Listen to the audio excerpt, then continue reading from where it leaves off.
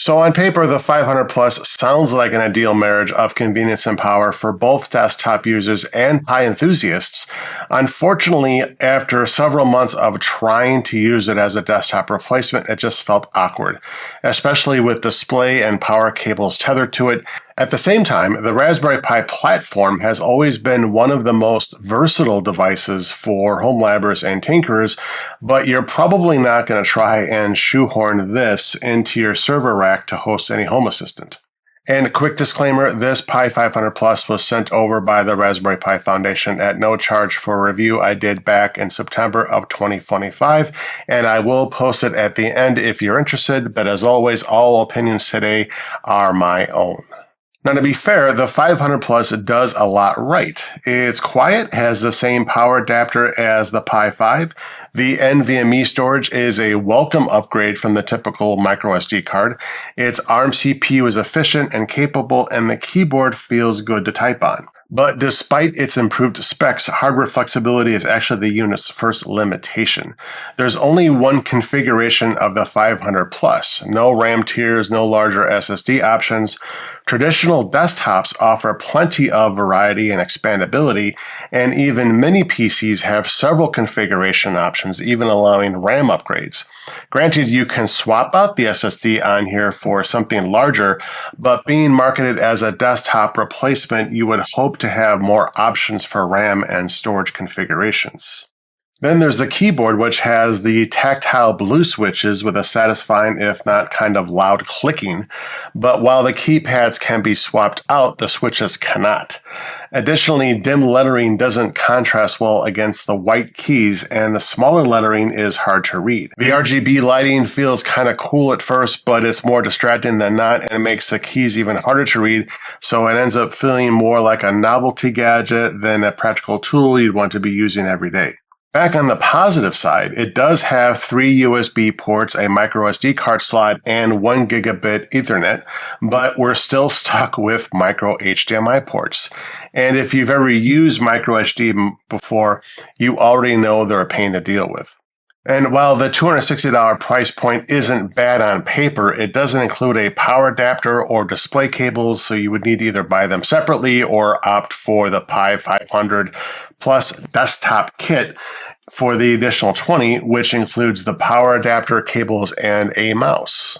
That brings us to software support.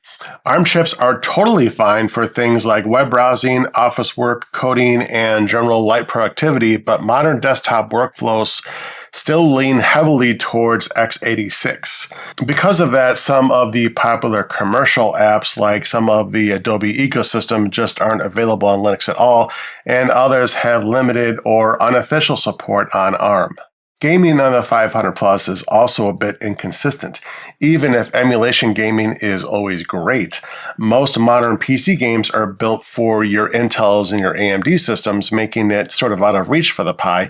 Not to mention the Pi's integrated GPU is still fairly limited. And even beyond the apps themselves, the Raspberry Pi OS now on version Trixie, and while it keeps getting better, the default software selection is still pretty minimal compared to more traditional desktops like Linux Mint or Fedora.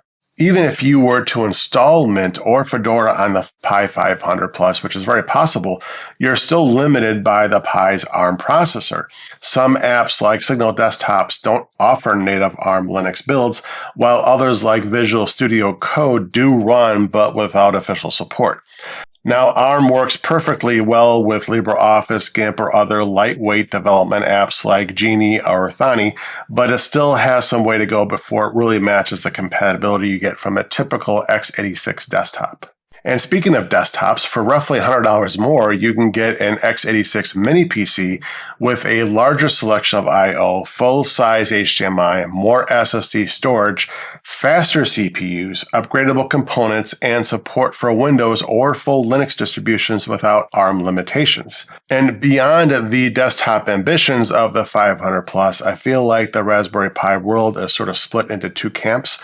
On one side, you've got your hardware tinkerers, people working with GPIO pins, hats, and physical projects. On the other hand, you've got your homelab crowd hosting Home Assistant, Pi-hole, but it's not really a hard divide. It's more like two circles in a Venn diagram, and most long-term Pi users end up somewhere in the overlap. And the overlap is another area where the Pi 500 Plus starts to feel a little out of place. I mean, if you take homelab usage, technically you could use the Pi 500 Plus as an always-on server, but the keyboard's large footprint, I mean, just doesn't fit really or belong on a server rack. I mean, at more than a foot in length, it takes up more real estate than my Ugreen NAS. Then you have your tinkerers, and on a typical Raspberry Pi board, the hats stack on top so everything stays compact and secure. And while the Pi 500 does include the standard GPIO pins, but their placement on the back of the keyboard makes attaching hats pretty impractical.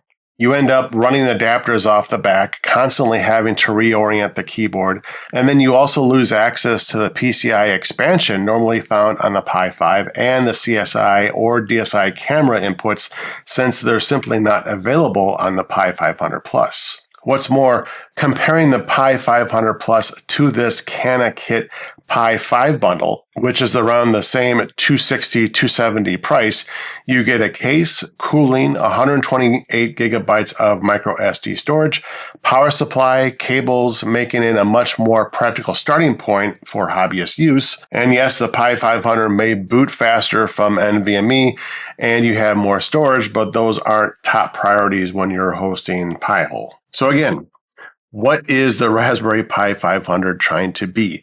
And maybe more importantly, who's it really for? With some reflection, I think there would be a good case for the Pi 500 to be a good entry point for beginners who want to learn more about the Raspberry Pi, but are maybe a little intimidated by a single board computer, or don't know where to start with flashing a micro SD card, or are maybe a little bit apprehensive by all of the normal inputs on a Raspberry Pi. They just don't know where to start. For the 280 desktop kit, you would need to guess what power adapter to use or mess with flashing the Pi OS to a micro SD card because you already have the latest Pi OS pre-installed. You just need to plug in the keyboard into power, connect your display cables, and plug in your mouse, and you're off to the races.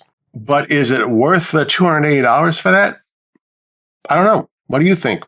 Does it work well as a desktop replacement, or does it work better as an entry-level device for new Pi users? Let me know your thoughts in the comments. Anyway, that is going to wrap up this video. If you found it useful, please give it a thumbs up and drop me your feedback. Also, please make sure you're subscribed to Mackey Tech if you like Raspberry Pi and homelab stuff like this. If you'd like to support me, make sure to consider becoming a member of my channel or visiting my Patreon for in-depth tutorials and behind-the-scene footage. I will be posting links in the description. Thank you all for your support, and thank you very much for my Patreon supporters. You know who you are. And I appreciate all of you for watching. We'll be talking to you again very soon.